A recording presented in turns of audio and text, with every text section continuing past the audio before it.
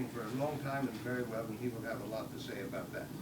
But I say all this because what we're dealing with is a problem in cultural and social hermeneutics.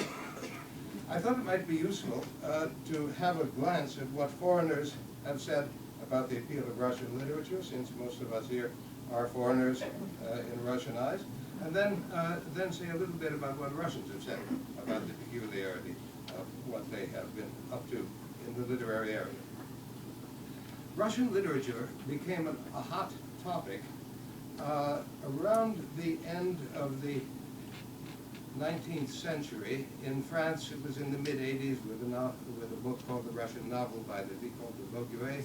In England and America, there was some interest in it, but it peaked and changed qualitatively in 1913 when Constance Garnett published her translation of the brothers Karamazov. And readers looked at each other with a wild surmise.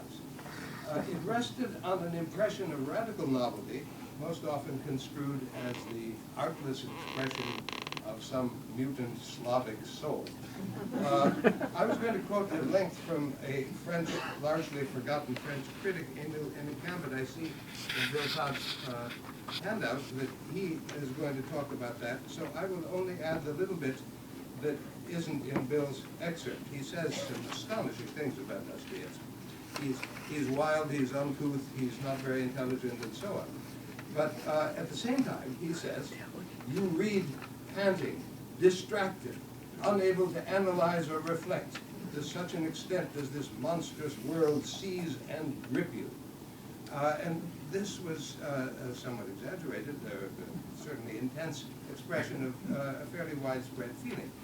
That feeling was echoed in the Cassell's Encyclopedia of World Literature, which I haven't looked at lately, but in the 1973 edition, I think it came out in mid-century, but in 1973, they still ran an article by the rather prissy French critic and scholar Denis Seurat, in which he writes, not only was the country, that is Russia, not normal, but the heroes of the novels were not normal either.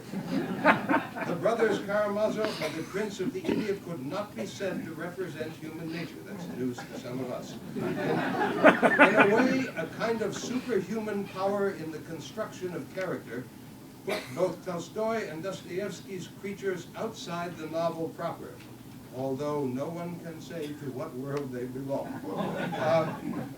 Even writers who were more scrupulous and more sympathetic felt impelled to use similar language. I have lots of quotations I could give you. Virginia Woolf sees the center of the Russian novel, the chief character in Russian fiction, as the soul, delicate and subtle in Chekhov, subject to an infinite number of humors and distempers. It is of greater depth and volume in Dostoevsky, liable to violent diseases and raging fevers, but still the predominant concern. Perhaps, she says, that is why it takes so great an effort on the part of an English reader to read the brothers Karamazov or The Possessed a second time. The soul, in quotes, is alien to him. It's even antipathetic.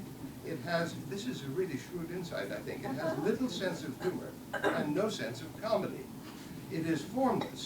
It has slight connection with the intellect. It is confused, diffused, tumultuous, incapable, it seems, of submitting to the control of logic or the discipline of poetry. And what she's saying is, she goes on to say that basically, that what an English reader expects, and I think this is true of all foreign, European and American readers of Russian fiction in this century, what is striking is that it violates or omits all of the conventions that we're used to in reading novels, and that's what made it seem so different and so new. And Virginia Woolf is very good on that. D.H. Lawrence, slightly less sympathetic,